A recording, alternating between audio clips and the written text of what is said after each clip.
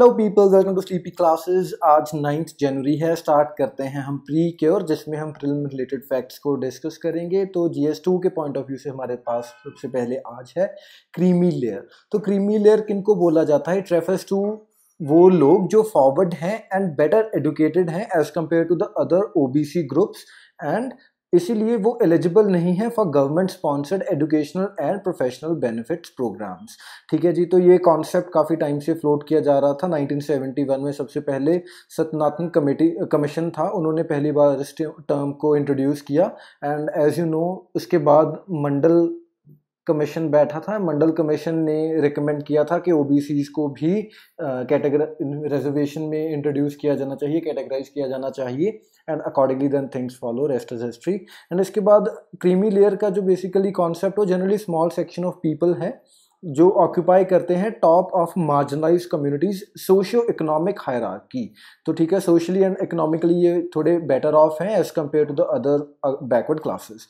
And इनमें जो further changes करके किनको इंक्लूड किया गया है, जो चिल्ड्रन है सुप्रीम कोर्ट जजेस के, सीनियर ब्यूरोक्रेट्स के, मिलिट्री ऑफिसर्स के above the rank of colonel and belonging to that community. तो जो कम्युनिटीज़ ऑल दो पार्ट हैं OBCs का, क्रीमी लेयर से बाहर हैं, लेकिन इन ग्रुप्स के जो लोग हैं उनको क्रीमी लेयर में ही इंक्लूड किया जाता है, चाहे वो जो कम्युनिटी है वो OBC में कैटेगराइज्ड हो।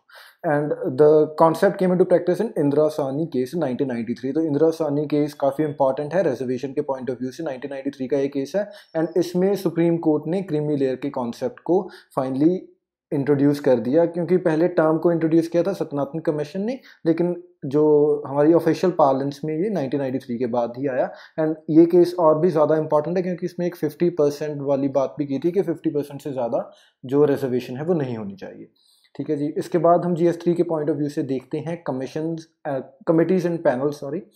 तो ये RBI के कॉन्टेक्स्ट में है, RBI कॉन्टेक्स्ट।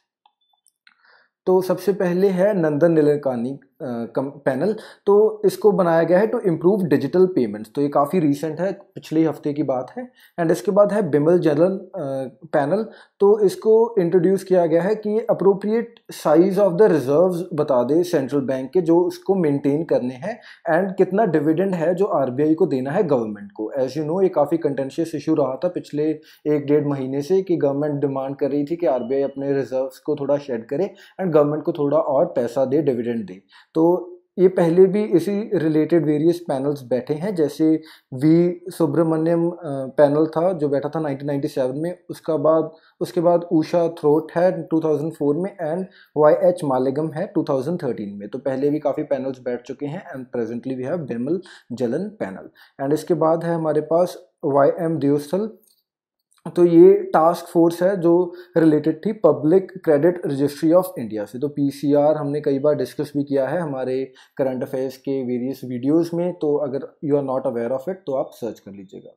इसके बाद what we have is Indian science congress. तो इंडियन साइंस कांग्रेस के जो रिसेंट मीट हुई थी, इसके ऊपर काफ़ी ऐसे क्वेश्चंस आ गए थे इन the context of political things. तो उनमें हम नहीं जाते, हम इस इंस्टीट्यूशन को देख लेते हैं।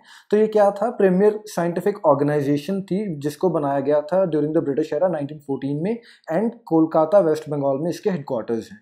ठीक है जी। एंड पहली मीटिंग इसकी 1914 में हुई थी, एंड जो प्रेजेंट मीटिंग है 2019 की वो हुई थी इन जालंधर पंजाब। एंड जो थीम रहा है इसका, future India science and technology was its theme. तो बेसिकली इसमें क्या होता है, India and across the world के साइंटिस्ट आकर बातें करते हैं on the theme which is designated to that meet, and accordingly फिर कुछ पॉजिटिव आउटकम की, साइंटिफिक डेवलपमेंट की बात की जाती है। एक्सपेक्टेड है कि ऐसा कुछ आउटकम निकल कर आएगा। तो 1914 में इसको स्टार्ट किया गया। तो रिसेंटली इसने अपने 100 ईयर्स भी पूरे किए हैं। इसके बाद हम DNA की बात करते हैं, क्योंकि DNA बिल गवर्नमेंट ने पास कर दिया है। तो गवर्नमेंट ने, सॉरी, पार्लियामेंट ने पास कर दिया, आई एम सो सॉरी। ठीक है जी। तो DNA क्या है? बेसिकली हेरिडिटरी मटेरियल है जो ह्यूमंस में एंड ऑलमोस्ट ऑल ऑर्गेनिजम्स में प्रेजेंट होता है। देखिए ऑलमोस्ट है, तो वी आर नॉट श्योर कि सब में है कि नहीं, लेकिन ऑलमोस्ट सब में मिलता है। तो most DNA is located in cell nucleus. तो जो DNA का मेजर पार्ट है वो सेल के न्यूक्लियस में होता है, उसको न्यूक्लियर DNA बोला जाता है।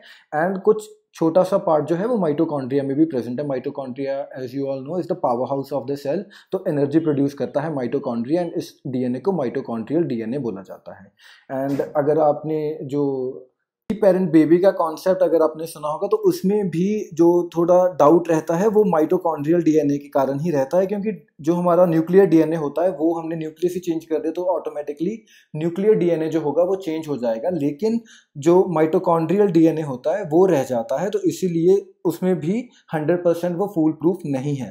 तो अकॉर्डिंगली, ठीक है, coming back to the topic, तो जो इन्फॉर्मेशन है वो स्टोर होती है डीएनए में as the code made up of 4 chemical bases. तो 4 केमिकल बेसिस हैं जो जिनकी कोडिंग के थ्रू जो इन्फॉर्मेशन है in the context of the organism वो स्टोर होती है। तो ये 4 बेसिस हैं, adenine, guanine, cytosine and thymine. ठीक है जी, तो इनको याद रखना, इनकी वेरियस कॉम्बिनेशंस बनती रहती हैं। एंड जो ह्यूमन डीएनए है it consist of about 3 billion basis, तो काफ़ी ज़्यादा नंबर ऑफ बेसिस होते हैं in the combination, and more than जो 99% ऑफ द बेसिस है वो सेम होते हैं इन ऑल पीपल। तो इस चीज़ को ध्यान में रखना है, more than 99% of these bases are same in all people.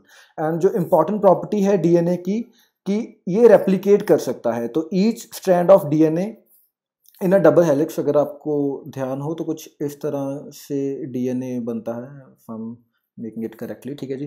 तो डबल हेलिक्स है ये, and it can serve as a pattern for duplicating the sequence of bases. तो इसके थ्रू ही, क्योंकि जो स्ट्रैंड्स हैं वो बार बार रिपीट हो रहे हैं, तो जो डुप्लीकेशन होती रहती है, एंड इसीलिए ये चीज़ क्रिटिकल है कि जब कोई सेल डिवाइड होता है तो जो न्यू सेल बनेगा वो एग्जैक्ट कॉपी बन जाएगा जो पिछला सेल है उसकी, क्योंकि सेम डीएनए की स्ट्रैंड जो है वो प्रेजेंट है उसमें भी।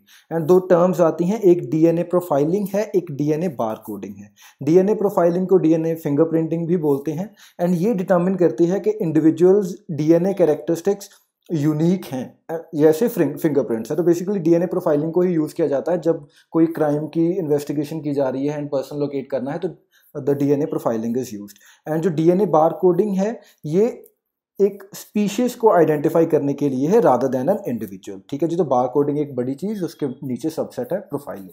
तो आई होप आपको कुछ क्लैरिटी हुई होगी इस चीज़ के बारे में। नेक्स्ट हमारे पास है ट्रांजिटिंग एक्सोप्लैनेट सर्वे सैटेलाइट, TESS। तो आज जैसे न्यूज़ थी कि नए एक्सोप्लैनेट्स डिस्कवर हुए हैं, तो उस कॉन्टेक्स्ट में है ये। तो ये MIT लेड नासा का मिशन है, an all sky survey for transiting exoplanets. तो ट्रांजिटिंग एक्सोप्लैनेट्स जो हैं उनको देखने के लिए, स्पॉट करने के लिए ये मिशन है। ट्रांजिटिंग एक्सोप्लैनेट्स क्या होते हैं?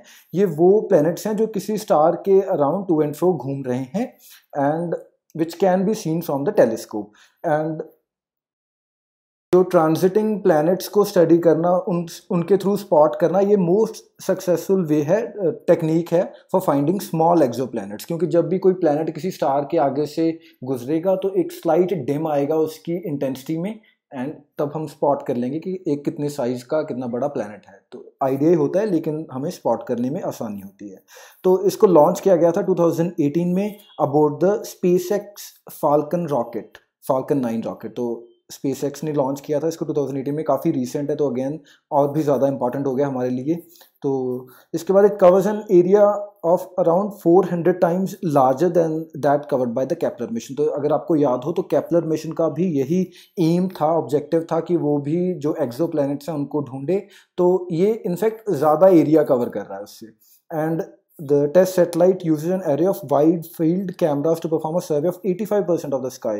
तो देख लीजिए कि कितना ज़्यादा एरिया कवर कर रहा है। 85% ऑफ द स्काई जो है उसको उसमें जो एक्सोप्लैनेट्स हैं उनको ढूंढने की कोशिश कर रहा है हमारा TESS। एंड ये प्रोवाइड करता है prime targets for further characterisation by the James Webb space telescope. तो दोस्तों आपके लिए इसमें 3-4 चीज़ें और आगे जो आप खुद से सर्च कर सकते हैं। एक तो अर्थ लाइक प्लैनेट्स क्या, एक्सोप्लैनेट्स क्या होते हैं। इसके बाद जेम्स वेब स्पेस टेलीस्कोप के बारे में जानना ज़रूरी है, ये बहुत इंपॉर्टेंट है स्पेस के हमारी इंफॉर्मेशन के कॉन्टेक्स्ट में। एंड इसके बाद एक केपलर मिशन भी आपको देखना ज़रूरी है। तो ये कुछ चीज़ें हैं, अगर आप ऐसे ही चीज़ों को डिराइव करते रहेंगे तो that would be easy for you, आपके पास काफ़ी इन्फॉर्मेशन इकट्ठी हो जाएगी विच इज़ को रिलेटेड। तो को रिलेशन होना बहुत ज़रूरी है, जो भी आप पढ़ रहे हैं कंसोलिडेट होना ज़रूरी है, अदरवाइज चीज़ें स्किप हो जाती हैं। एंड जो लास्ट चीज़ है जो जिस पे आप फोकस कर सकते हैं that is SpaceX falcon 9 rocket. तो फाल्कन 9 रॉकेट के बारे में थोड़ा आप देख सकते हैं। So that is all for today, thank you for watching, मिलते हैं कल, बाय बाय।